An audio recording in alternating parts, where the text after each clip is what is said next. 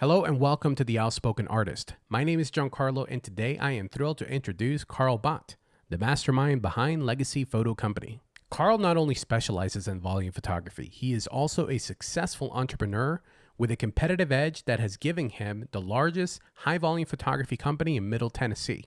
Not only is he a fantastic photographer, he's also a sought-out speaker at multiple nationwide expos and helps other aspiring photographers break into the field. With all that, help me welcome to the show, Carl. Hey, Carl, how are you? Hey, man, doing well. Excited to be here. Thank you. Of course, of course. I'm happy. I'm glad to have you. I know you've been extremely busy with the seasons, and I cannot imagine what it takes to do what you do. Because if I remember correctly, you're cranking out numbers in the tens of thousands of athletes in a single year or season. Is that correct? Yeah. So this year, 2023, we are contracted to photograph upwards of 100,000 kids. So we're kind of in that 80,000 range Wow. contractually. So obviously, it's not how many we'll actually photograph because not everybody shows up. But yeah, it's the only number I can really go off of is what we're contracted for. But yeah, it's a couple. It's a couple. My God, I struggle at times. Well, I won't say struggle, but just photographing like 200 people for headshots in itself is tricky enough as it is. Here you are Yep. cranking these six figures almost of athletes, especially kids too. How? Yeah. Tell me a little bit about what got you into that, because based on what I know about you from when I met you at pre-con at Mhm. Imaging, I remember that you started out, you moved to Tennessee, and literally you were given a shot to photograph a team. And then from there, the rest is history. Can you walk us a little bit about how you went from there to where you are today? Yeah, absolutely. So, yeah, I moved to Nashville in 2015. So, little backstory prior to that, I worked for a photography company in Michigan, and so that's kind of where I got a lot of my understanding in the volume realm. And we did specifically scholastic sports. So we did a couple youth leagues, but it wasn't anything crazy. It was more the scholastics, so the school sports. So I moved to Tennessee, moved to Nashville. It was a perfect storm, and I get to my apartment, knock on the door. I'm ready to get unloaded, and they're like, "Oh my gosh, Mr. Bott, somebody was supposed to have called you. Your apartment flooded, and there was like a water main break or something." And so they didn't have an apartment for me. It was crazy, and so I had a choice. Either I go back to Flint, Michigan, where 12 of my friends were killed, whether it was drugs, gang violence, what have you. Lost 12 friends that year, or I figure it out. So I decided to stay in Nashville, and then my car broke down. So I couldn't sleep in my car anymore. So my buddy and I were actually legitimately sleeping in the streets. At the time, I was doing door-to-door sales. So I was literally knocking on doors trying to sell AT&T. And fast forward to 27, 2018, I was working at New York Life, and we were doing a football jamboree. We were doing the child ID program. So we're, taking fingerprints. I was over there with the camera because I had some knowledge of, how to use the camera. And the coach, there's 4,000 kids at this Wow. event. And so one of the coaches came up and she says, "Hey, you've got a really nice camera. Could you guys do our team photos this year?" I said, "I mean, I can, but why isn't your photographer doing that?"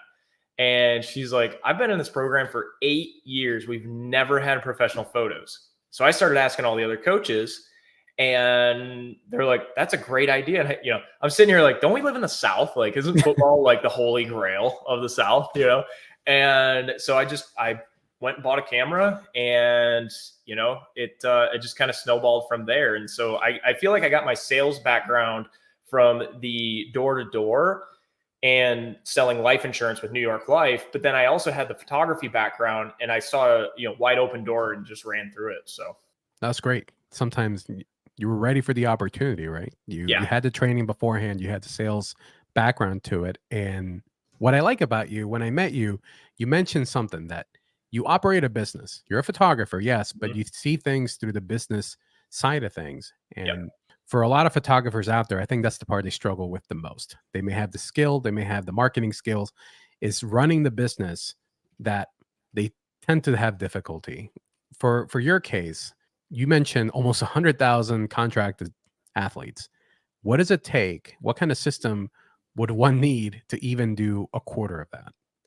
Yeah, so for me, I'm all about process, right? And I knew going into this, I didn't want to be in the field the rest of my life. And so I wanted to run the business. I love photography. I love what it's done for me and my family, and what I've been able to build. But it's one of those, I'm not obsessed with the photography. That's not my passion. That's not my love. I do enjoy going out and doing photos and working with the kids. I mean, don't get me wrong. Like I love what I do. But for me, it's the puzzle piece. It's the challenge. It's the game of sales and running the business that wakes me up every morning. That's what really drives me, is getting on those sales calls and trying to book that next league. So in order to do that, I knew I wanted to scale very early on.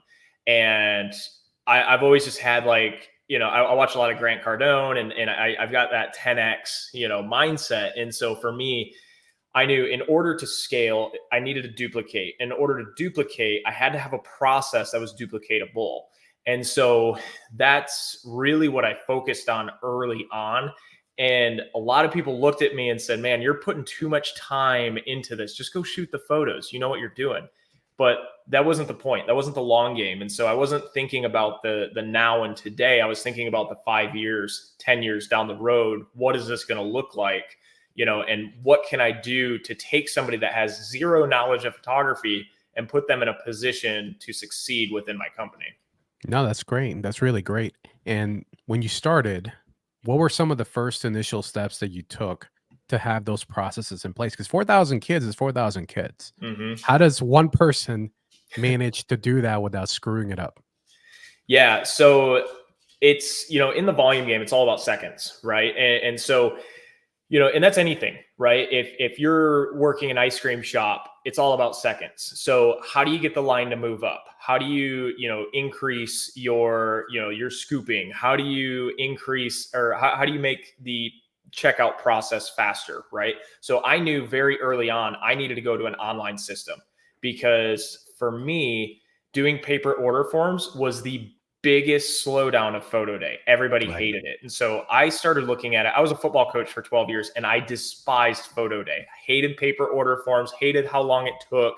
And so as a business owner and as a sales expert, I knew the easiest way to get contracts was to fix the problems. And I tell people all the time in my talks, quit selling photos and start selling solutions, and you'll get business all day long.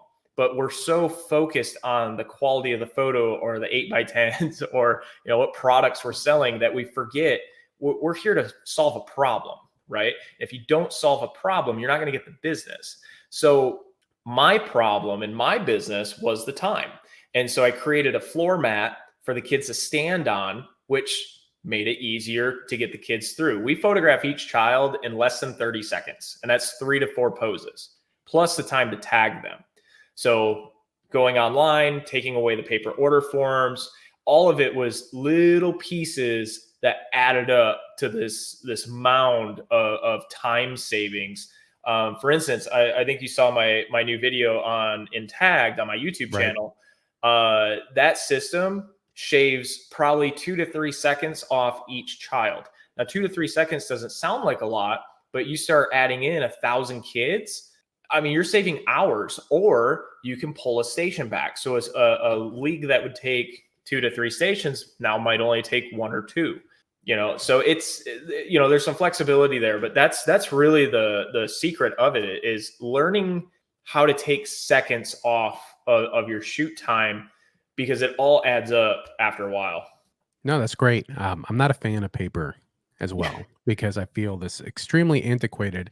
And I'll share some of the links to your videos so people can see not only the floor mat. The floor mat, I saw it in real life, and it's fantastic. And I don't know when in your time span of building your company it got implemented, but long story short, literally has the different poses. Either they're numbered or they have colors, if I'm not mistaken. Yep. And you tell the kids, feet go this way, this color, here, here, here.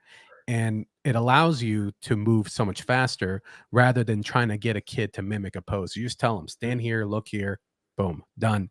It even lines up with where your light should go, because you also, rather than doing group pictures, which I'm sure you could do, you have a different method of how you do your group photos, right?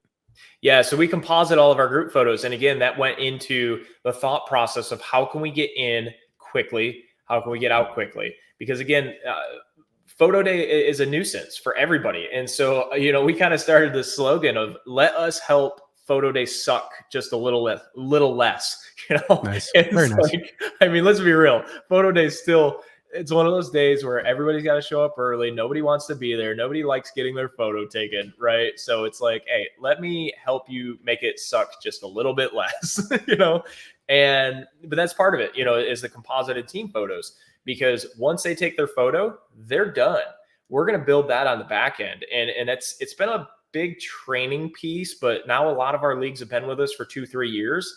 And now they get through even quicker because they know the process. But yeah, so they stand on this mat, and not only does it move them to the angle that we want them on our lights, because we have our lights offset, so we get different shadowing on each side. Plus, we can get them through so much quicker. And on the composite, if you think about it, right? If I'm back here, I'm a lot smaller. If I'm up here, I'm a lot bigger, right? Well, it's the same thing when you're compositing these photos. So these kids have to be in the exact same spot every single time. The camera can't move, and so otherwise you're going to have that same effect. You could have a 6-foot coach that's actually shorter than a 4 or 5 foot kid. And so again, it goes back to those systems and making sure that everything is exactly the same every time. And that's the second part of that floor mat, is it's actually a setup mat. So that way the lights are in the same spot every time. They're on the same power every time. So if you've got 4 or 5 stations, everything's completely consistent. You can have kids from the same team going on different stations, and we're still going to bring them into that team photo to where it looks exactly like they were if they were standing next to each other. No, that's great. That's great. I'm sure it helps also. And we can touch on it in a bit in regards to the workforce you need behind this to be able to accomplish this. Before we get to that though, how do you deal with so many kids? How do you know who's John Smith or uh, Angel or et cetera? How can you do that? What is helping you get the system going? Yeah, so we're using GotPhoto. It's an online platform, and they're amazing. They're great partners with us. GotPhoto has a QR code based system. And so essentially what we do is we upload a names list into the GotPhoto system, and it's going to create an access code and a QR for each of those kids. Now, the QR code system is fantastic, right? You take a picture of the QR, every child after that, or every photo we take after that is going to be attached to that child. So it's very seamless. It's very simple. You give that QR back to the parents, and now they have a reference point of, the website, the access code, when the coupon ends, all sorts of things. So it's a real good, data piece as well. I like to say we've upgraded a little bit to the Entagged system. One of the biggest reasons is I wanted to go paperless. I didn't want, early on, I was seeing a lot of the QR codes ending up in the trash cans or on the field, and me and my team would go clean those up. And, but coaches are still frustrated because they're cleaning them up in the middle of the day and so on.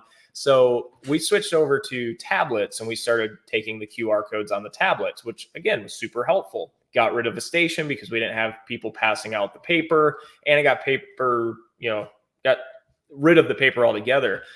But the Entagged system has been fantastic. It's a little bit of an investment, but again, it's saving 2 to 3 seconds off of each of our kids, which is a huge savings. Plus, it's a lot easier to navigate, and you don't run into the issues that some people run into with the QRs.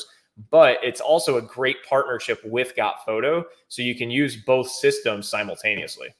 How does it work? How does Intag work differently than having the QR code in front of the camera? Yeah, so essentially Entagged is a little piece that plugs into the camera. And what it does is it attaches Bluetooth to any device, tablet, iPad, cell phone, and then you just download the app. So Entagged actually is a barcode scanning system. So what you would do is download your barcodes, and it's kind of like the old school Opticon scanners where you would just scan the barcodes. I'm Right. not a huge fan of that because, again, I don't hire photographers. I hire a lot of stay-at-home moms and college kids, and I don't want to trust that they're scanning the right code. So we use their names list feature. Again, it's a little more of an investment, but it's so simple. So all we have to do is look up the kid's name. We just type it in, and then we tap on the name. It'll turn blue on the device. And then what it does is it actually writes the barcode metadata into the copyright field for Canon, the comment field for Nikon. They just came out with Sony. I know it's Finally. been a big deal. Everybody's excited about Sony. I don't know why you guys don't just upgrade to Canon, but hey, no, I'm not going to get into that battle. But no, seriously though. And so it's so easy. And then when you upload it into the GotPhoto system, it automatically tags because it knows who the kids are. We can separate them into teams because we designated what team, that child goes on to. And yeah, it's just very simple. I mean, I really need to find a new phrase for this, but I say it's brainless work because it's just so insanely easy, but it's not brainless. I mean, my guys are smart, Yeah. Now the alternative will be what? Having a piece of paper, jotting down, keeping notes. I mean, Yeah. technology is there for assistance, and it Yep. sounds like you're incorporating it, which is great. Because I'm still surprised. I mean, why are there so many either schools or sports still using paper? Why are they requiring some of these bids to require paper? What's the hold in that? Yeah, so I think it's a couple things. I think the biggest thing, honestly, is comfortability and change. People don't like change, and they're comfortable with paper. It's kind of if it's not broke, don't fix it, But I mean, horse and carriage isn't broke, but we upgraded, right? Right. And so that's kind of the analogy that I like to use because it's like we got cars, and now we're going from gas to electric, and there's always going to be. I mean, I heard the other day that they're legit testing out the whole Jetsons flying car thing. It's like, do we need that? No, I can still I can get to Florida, I mean, but it makes things easier, right? It's cleaner. It's honestly better for the environment. It's cheaper for me. I don't have to buy order forms, and God forbid I write the wrong price on something and I have to rebuy all of them. Right. So I think a lot of the old school folks are still kind of stuck in that. But I will say the other piece of that is I think some people are still doing paper. We have some of our schools where it's a lot of grandparents and they're just not good with technology, So we do send out contact cards for some of our schools, and that gives, some of those grandparents, the opportunity to still pay cash or check or, what have you. But online is about 90, I would say 98% of our sales is everything online. It's also easier for us on an accounting side. I get reports, I get all of that, and it's all done. So I'm not sitting there on Excel or in QuickBooks, typing in, oh, I made this much cash, or I didn't make this much cash, or, checks and so on, but the accounting piece is so much easier going online. So it's a huge benefit. The other piece I think that might deter people is, there are some fees, right? You've got monthly fees, you could have percentage fees, things like that. But again, for me, it's a partnership. I want to pay my partner because one, that keeps them in business. They can create upgrades because of the funds that I'm paying. Also, it's kind of the old you get what you pay for sort of thing. But it's also one of those that realistically, I went from paper order forms at a $24 average to online, and now I'm at a $56 average because the parents can see the photos, they buy more. If it's a 10% fee, you take 56, knock off 10%, that's $5.60. Well, the last time I checked, $50 is still a little more than 24 with a lot less headache. So, I mean, that's why I don't worry about all the fees that, people typically stress about on online sales. I would agree. And to your point, and I guess this is for anybody, right? Listening. Sometimes the fees are worth it because if you think about it, the amount of time that you're saving, the amount of work that the tools may be doing, you can't hire someone and pay them a wage for what that tool is providing you. In this case, it's saving you paperwork, accounting, tracking, and it's just simplifying the process for you. So that's great that you've seen such an exponential increase in your price per head. It sounds so wrong, but that's kind of what it is. Yeah. No, great. Now, for this to work, you have to have the right team in place. Mm-hmm. When you're doing volume photography, I'm sure that there's some turnover. When do you usually start to bring people on board so you can train them to do this successfully? Because I believe you do about almost, what is it, 300 athletes per bay or somewhere around that range. What is what does that look like? What does the beginning of the season, the preseason look like to when you wind down? Yeah, absolutely. And honestly, that's one of the biggest questions I get is staffing and, when, because a lot of people are doing the solo. So, when do you hire your first person? When do how do you hire? Where are you hiring? Those are all great and valid questions. So I started looking at hiring when it got to a point that I couldn't do everything. Right. And so for me, one of the general rules of thumb that I learned early on in business was any employee you bring on should bring 3 times their salary, right? So if they're making $50,000, the value might not be monetary, but the value that they're bringing you should be 150,000, because by the time you take in taxes and training and onboarding and all of that, it's about what it's going to be for that year. So that was something else I tried to think of, right? And I realized early on that if I was taking less of a salary myself, the old Zig Ziglar, if you help enough people get to where they want to be in life, you'll never have to worry about where you're at. True. And so I take that to heart, and I take that with my staff, right? That's kind of the biggest thing is just realizing, one, where do you want your company to be? If you don't want to be this monster, company, photographing thousands of kids every weekend, then maybe you hire a couple contractors to help you out on photo shoots. You do the editing yourself, or you export it out. There's plenty of companies out there that do editing and, all of that. So you might not need a full-time person.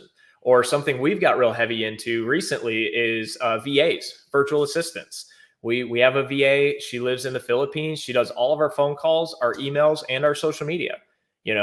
I was really kind of against the offshoring thing, but when I've got college kids that are showing up to work drunk, or don't show up Yeah. at all, or complain about $20 an hour, for it's really hard, and so Ina has been amazing for us.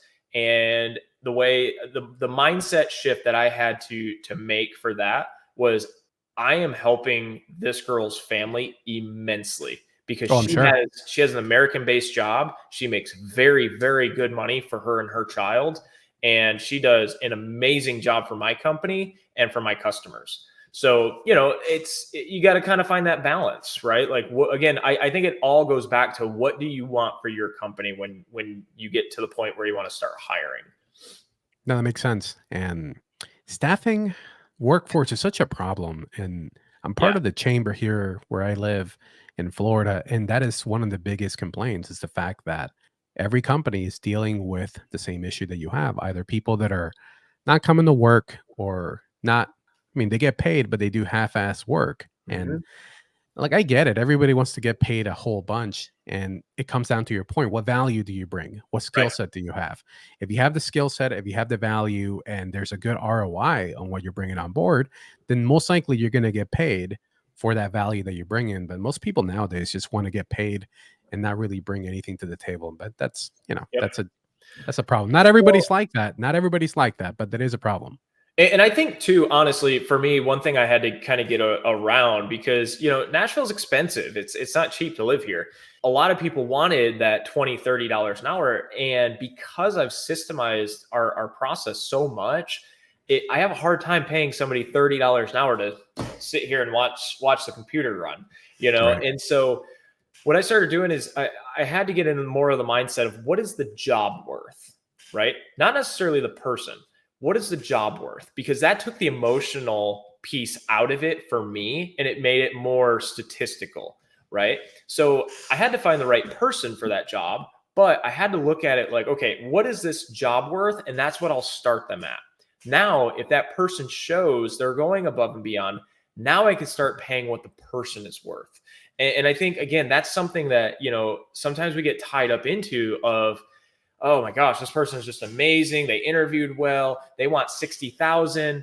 but the job's only worth 45, you Right. know?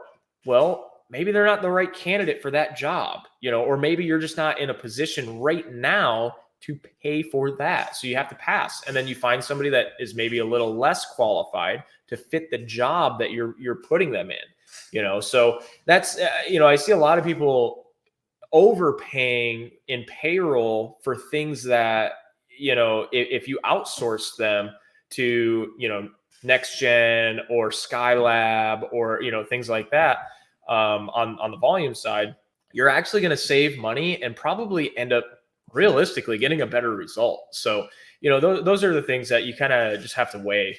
You mentioned something, right? Finding the right person for the Mhm. role.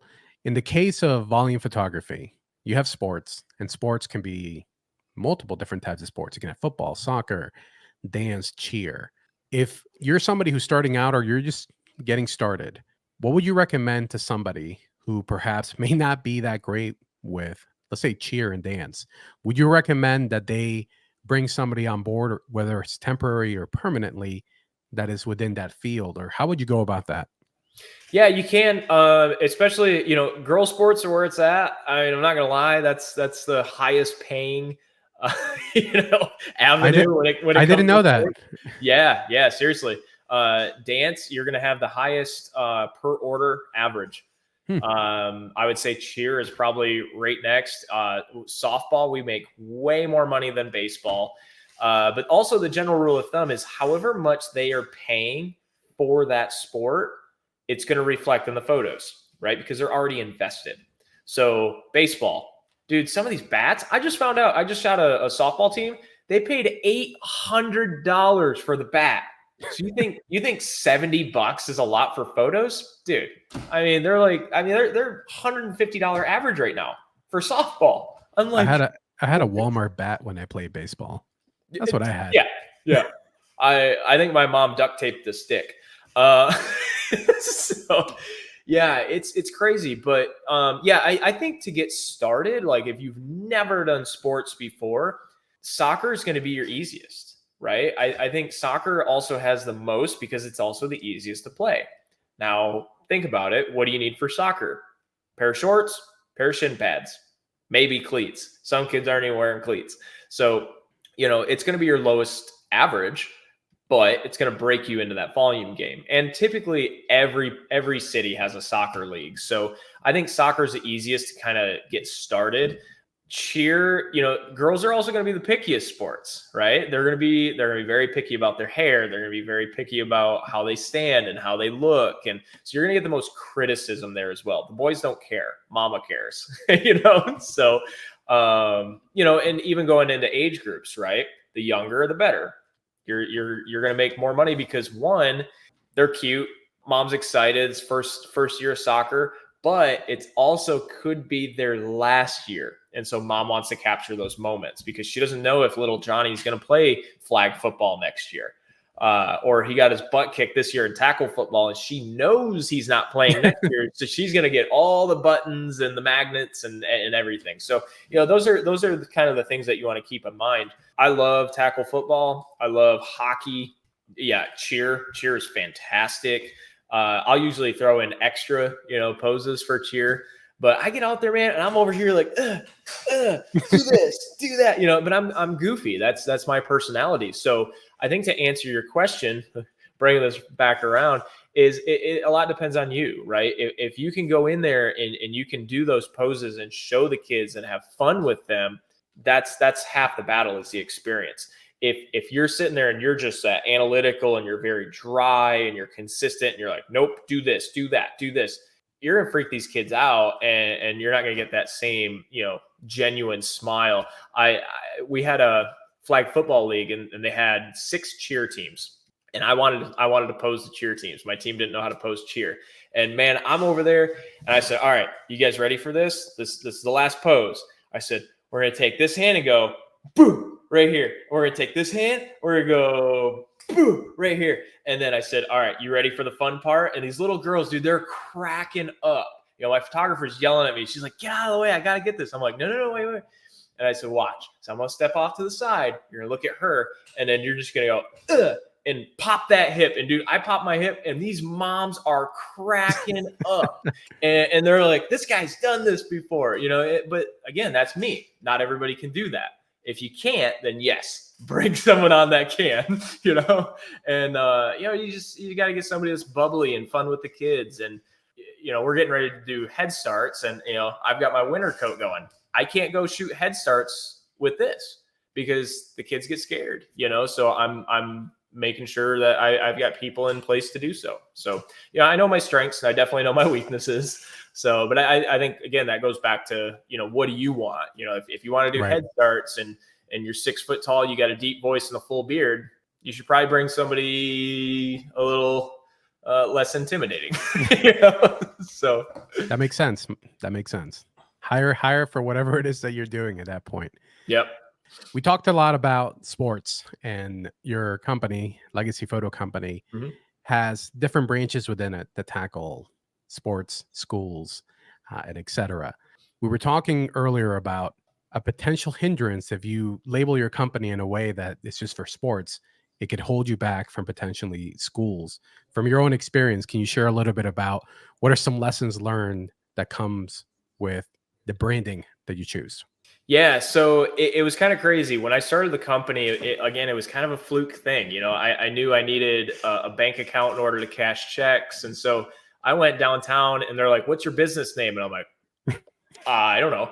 And the lady's like, okay, well, what do you do? And I said, well, I do sports photography. And she literally wrote down CB sports photography. And she's like, here you go. I'm like, here we go. So I didn't even choose my own business name. How embarrassing is that? But the thing is like we got so well known for the sports that people started asking us about dance. Could I have floated the sports with the dance? Maybe, but I wanted a different feel for our dance studios. I wanted a more elegant and clean and high end, for our dance studios. So we actually came out with Velocity Portraits. And so it's just that it's movement, and velocity and speed and elegance. And so, but then when we started doing the schools, I can't do schools with CB sports photography. And so that's where master school photography came from. Well, the problem was everybody saw me at all of these events. And so they thought I was a contractor, and I kind of ran with it, because nobody knew I owned the company for like the first 2 years. I knew I needed something to kind of umbrella this in. And so that's kind of where Legacy came, because I just kind of sat and I was like, what am I doing? Like, what is the purpose of these three businesses? I'm like, we're creating their legacy of their childhood. We're documenting them in every aspect that they have, their schools, their dance and their sports. And so the other, tidbit I got was, if I ever try to go sell CB sports photography, I hope I sell it to Charlie Brown, because he's going to be the only one that's going to want to buy it, and so taking your name out of it is tough for a lot of people, because they want to be attached to the business. They are the brand. But as far as exit strategy, when I go to sell, I can sell Legacy Photo Company a lot easier than I can sell CB Sports Photography. So it's kind of twofold with the names. No, that makes sense. I mean, Charlie Brown probably buy it. I hope so. What are some of the unknown hidden politics that go along, let's say, sports volume photography? What does it normally look like? Because I'm sure that some of these leagues or these boards, they switch from photographer to photographer. What are some of your best stories and not so great stories that come along with doing this at the level that you're at? Yeah, so there's a lot. I mean, it's always something, right? I would say the hardest objection to get around is, we have a mom in the league that's a photographer, right? Photographer. Right. In other words, she went to Sam's Club, bought a Rebel, and she takes a decent photo. But they feel bad because her kid's in the league, and if they tell her no, her kid will leave, and they're so worried about losing that $70. It's or a board member is a photographer. So that's kind of where the politics comes in. Is when things shift, and you got to understand, most of these leagues are volunteers, right? So they shift all the time. And that's when, contracts are up and you're signing new contracts. And, if you took a bad photo of the new board or the new president's kid, you're probably not going to keep the contract. You could have taken amazing photos of everyone else, but if that one person has a brother's, sister's, cousin's, dog's aunt that is a photographer, you're gone. And that's just the facts behind it. My big thing though is like, I feel like most people look at what we do as a vendor, and they go into this saying, hey, I'm going to be your vendor this year for photography. But if you go into it more of a partnership and you get to know these people, and so I've got a spreadsheet of every director in Middle Tennessee and their Chick-fil-A order, because, and it's so funny because at lunchtime, if I'm at their location, they start flocking towards our tents. Because they're waiting for their number 2 with a Coke, and it cost me $10, right? But they're running the league all day. They can't run out to go grab lunch. Right. I'm not trying to buy their business.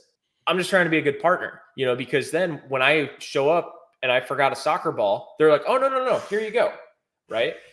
There's a lot that I ask of my leagues. I ask them for, a roster. I ask them for emails. I ask them for the business. I mean, the only way I can get in touch with the parents is if they let me work with them. Right. So yeah, make it a partnership. And then the politics part is a little less effective because you're integrated. You're part of the family, and I today we went out to a groundbreaking ceremony for a new elementary school. And I saw the mayor was there, the senator was there, the school board was there, and I'm over there just chumming it up with them. I'm like, hey guys, and they're like, yeah, we knew you'd be here. And I'm like, well, of course I would. Why wouldn't I? And I'm handing out my card, but they're introducing me to people, and they're like, you need to talk to him about your photos. And that's a partnership. That's not, to me, it's not even a referral. They are so excited to work with me that they want other people to work with me because they know my success ends up being their success. And that's really the key to business, I feel like. Absolutely. Absolutely. When people recommend you without you asking them to do so because of the experience that they had, that in itself pays more than, let's say, Google ads. So 100%. that's where you want to get to. And I met you at a pre-con, as I mentioned, at Imaging USA, but you also do different workshops. You did a few this year where you help other photographers looking to be in this industry kind of get started and answer some of their questions. Are there any upcoming workshops that you have going on that anybody could potentially check out if they're interested in breaking into this market? Yeah, so I'm working on a few things. So one, this year I'm going to have a workshop here in Nashville. It's going to be a live 3-day workshop.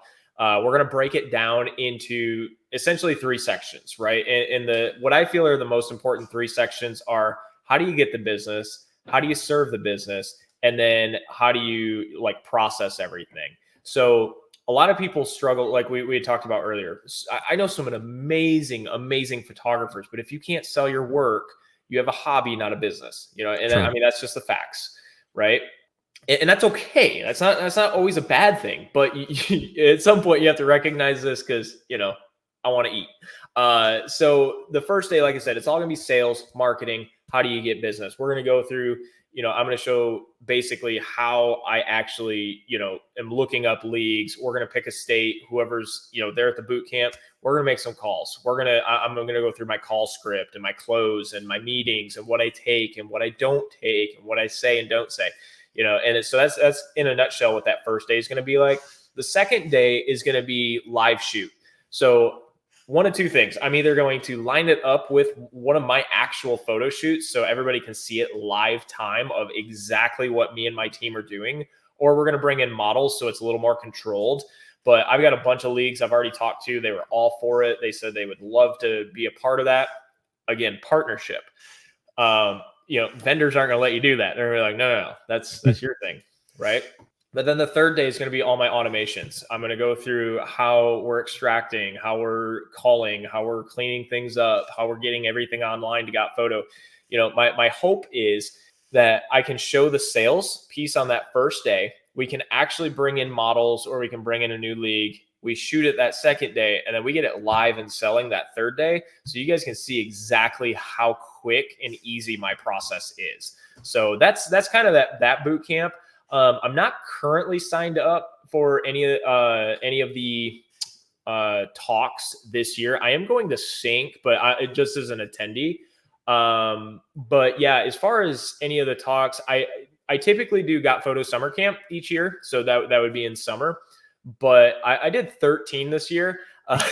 So I told my wife I was going to dial it back a little bit. But I do offer one-on-one mentoring, and I have people that fly into Nashville, and I've got mentoring classes for that. I've got mentoring where I'll fly out to you, and we'll work on your processes, and I kind of sit as a fly on the wall and just take notes, and then we kind of go over all of what I think we can improve based on your current process, so that way you're not just completely revamping everything. So yeah, I mean, I've got all sorts of stuff, and honestly, that's my passion. I wish I could do that more, which is again why I'm trying to build my team, so that way I can do more of the mentoring and coaching, because I love that. Like, I love this stuff. So it's great to see other people succeed if they're willing to put in the work. Yep. And I've seen that in you, and that's why I wanted to ask you if you had anything going on. And you did mention the potential of having the workshop, which sounds fantastic. Yep. I'll probably come by, check it out, because I wouldn't mind seeing the system itself. I mean, the photography side, I can take a picture. It's the system. I mean, that's the sexy part, at least for me. That's the entrepreneurial side. Is like, that's the sexy part. That's the part that I want to know a little bit more. And speaking of which, I don't know how many people know this, but you were in a reality TV. It's called the Blox, Blox. Yep. They have an app, and yeah, tell us a little bit about what that experience is like, because I know you went to, I think it was Kansas City. Yeah, is that correct? And I'll let you talk about it. Yeah, so I was actually on 2 seasons. It's kind of crazy. So the first season was season 4.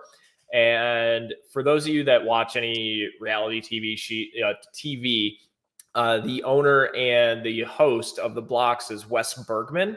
And so he was on The Real World, and he won the challenge a few times, and super nice guy. What you see on TV with Wes is a version of Wes, but this guy is an entrepreneurial mastermind. And so the Blox is just that. It's an entrepreneurial competition. So he explains it a lot like Big Brother meets Shark Tank. And so essentially what we would do is we would break up into groups. There were 60 businesses that were chosen to come onto the Blox. And so essentially we break into these groups, and then they give us a topic, and we go into class kind of each day, and Wes talks about that topic. Then we break into our groups, and we have to pitch to a judge our business on that topic. And so whoever has the best pitch goes off to what they call the Blox off at the end of the night. And then we pitch against the winners of the other pods or the other groups. And it was an amazing experience. I've created so many different partnerships with the other Bloxers. And so when they asked me to come back for season 9, it was no questions. I mean, I was easily, I was like, yeah, just where do I need to go? And so that one was a little bigger. And I did fairly well. I can't say too much because that one hasn't, season 9 hasn't aired yet. But they did just land a deal with, there's a way I have to say this. It's Prime Video. And so it is on Prime Video. And so season 6 is on Prime Video. So season 9 should be coming out, soon. And I'm excited for season 9. But season 4 is live on the app, so you can go check out season 4 on the Blox app. And it's the information you'll get from this from a business standpoint is incredible. Every season is super interesting, and the different businesses that were there were nonprofits, there were startups, there were pre-starts, and then there were businesses doing millions of dollars. And so you can pull information from just about anybody from that show. It's really great. I'm glad I stumbled upon it and downloaded the app, and I literally went through the entire season 4 looking for you, and then Yeah. eventually I found you. I found you with your print shirt that I met you, like those type of prints, and I'm like, ah, there he is. You know, Yeah. I recognize that guy a mile away. I So it know. was I felt bad. I was like, oh, I'm not wearing my Hawaiian shirt today. So that's, in fact, a little sneak peek on season 9. I actually became the Hawaiian guy. So our company uniform is Hawaiian shirts, and so it's fun. It's much more relaxed. The kids love it, and again, it's part of our branding, And so everybody, when I went to season 9, people recognized me from season 4 because of the Hawaiian shirts. They're like, "That's the guy. That's the guy." So it was kind of crazy having that little celeb moment. But hey, you yeah, got your brain on point, and that's all yeah, that matters. People recognize you, and that's great. Um, last few things, little unknown facts. I don't know how many people know. You do play the harmonica and I believe the guitar. Is that right? yeah. I play a little guitar. It's more of a it's funsies. I can strum some chords, but yeah, I sing and I play harmonica. Harmonica, I can tear that one up a little bit. So Nice, nice, yeah. nice, nice. And what's the last thing? I think are you and your wife Disney fans? Is that correct? Yeah, we're huge Disney fans, and actually, that's kind of how we met. We actually met on Tinder, so we're a Tinder success story. The only my wife, frankly, when I saw her profile picture, I was like, this chick is smoking hot. She's never gonna swipe on me. Like, and so I'm over there. I'm like swiping left, although I think it's right on my camera right now. But anyways, I'm swiping away, right? And then I saw this one little liner, and it said, if you're not a Disney nerd, swipe left. And I mean, all I could think was, haha, oh boy. And, and so I was like, I gotta check this out. And so I swiped right, and it said it's a match. And, here we are, almost 7 years later. So it's, That's yeah, great. That's kind of really crazy. great. And that impersonation was fantastic. That was Gee, great. Colin, thanks. It's bad. Carl, It's bad. no, it's good. It's good. It's good. Carl, is there anything that I could have asked you that I didn't think of that you think might be good for people to know, or anybody that's starting within the volume space that you can think of? Honestly, I think the biggest thing is so many people sit on their heels and wait. They're waiting for perfection. They're waiting for the perfect thing, especially as creatives, because, our art is a direct mirror of us, right? And so I think a lot of photographers take it personally when somebody doesn't like their art. And so get off the heels, run, and just do it. I had a lady the other day. She called me and she says, I was just stuck on something and I was contemplating it. And I remember what you said in one of your talks in Orlando. And you just said, just shut up and do it. So, and she's like, so I did. I picked up the phone, I called, and she said, I booked the league on the phone. And so sometimes I think we get stuck in our own heads, and it's all mindset. Right? If you can change your mindset, you can literally do anything. Guys, I was homeless for like 6 weeks, sleeping in the street, and now, I mean, we're working on a $1 million business. Like, it's incredible. But again, it all started here. It had nothing to do with my photo skills. If I showed you guys photos from when I started, you'd be like, I don't even want to listen to this guy. It's so bad. And now, I mean, I literally do national talks on how to do what we do. So you're always going to get better if you're learning and you're pushing forward. But the hardest step is to start. Once you start, don't fear failure. I've got these wristbands. It says think big, strive for failure, and no excuses. And I live by those. Think big. I don't think we dream big enough. Strive for failure, because if you're not failing, you're not trying hard enough. And then stop the excuses. If you take a hard look in the mirror, you're going to realize that if you're not doing something, or you can't do something, it's probably because you're making excuses for yourself. So that's kind of my mantra. That was great. I think that's great. And I'm not going to add anything to it because I think that's a great way to wrap this episode up. Carl, I really appreciate you joining me after being out at 13 different workshops, photographing who knows how many kids and etc. I really appreciate you being part of the show. And hopefully next time I catch you, we'll delve a little bit into AI, because a lot of people are afraid of AI. And I have a feeling that have a partnership with AI more so than anything, but we can talk about that next time. Yeah, man. I appreciate it. All right. Thanks, Carl. Take care. Thanks, brother. You too. Bye. See ya.